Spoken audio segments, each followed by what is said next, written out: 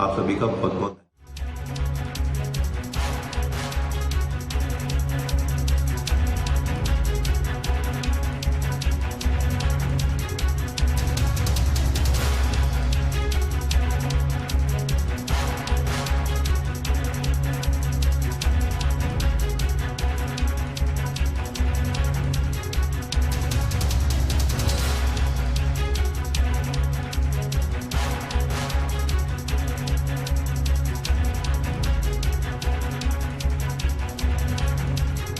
தற்போதைய முக்கிய செய்தியை பார்த்துக் கொண்டிருக்கிறோம். சென்னை அண்ணா பல்கலைக்கழக வளாகத்தில் போலி டாக்டர் பட்டம் வழங்கிய அமைப்பின் இயக்குனர் ராஜு ஹரிஷின் முன்ஜாமீன் மனு தள்ளுபடி செய்யப்பட்டிருக்கிறது. சென்னை உயர்நீதிமன்றம் இந்த உத்தரவை பிறப்பித்திருக்கிறது. கோட்டூர் காவல் நிலையத்தில் பதிவான வழக்கில் முன்ஜாமீன் கோரி சர்வதேச ஊழல் தடுப்பு மற்றும் மனித உரிமை கவுன்சில் என்ற தனியார் அமைப்பு இயக்குனர் ராஜு ஹரிஷ் என்பவர் மனு தாக்கல் செய்திருந்தார். இந்த சூழ்நிலையில் சென்னை அண்ணா பல்கலைக்கழக வளாகத்தில் போலி டாக்டர் பட்டம் வழங்கிய அமைப்பினுடைய இயக்குனர் ராஜு ஹரிஷின் முன்ஜாமீன் மனு தள்ளுபடி செய்யப்பட்டிருக்கிறது. அது தொடர்பான முக்கிய செய்தி தற்போது நாம் பார்த்துக் கொண்டிருக்கிறோம். சென்னை உயர்நீதிமன்றம் இந்த அவருடைய முன்ஜாமீன் மனுவை தள்ளுபடி செய்திருக்கிறது.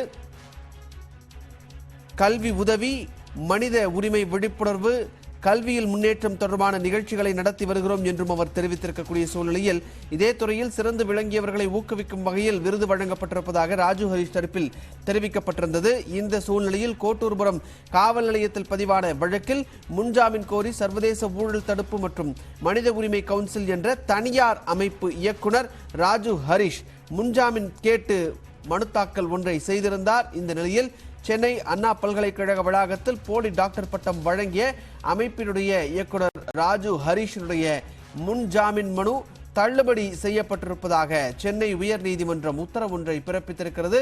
அது தொடர்பான அண்மை செய்தியை தற்போது நாம் பார்த்துக் கொண்டிருக்கிறோம். இது தொடர்பான மேலதிக தகவல்களை தொடர்ந்து அடுத்தடுத்து வரும் செய்தி தொகுப்பில் நாம் பார்க்கலாம்.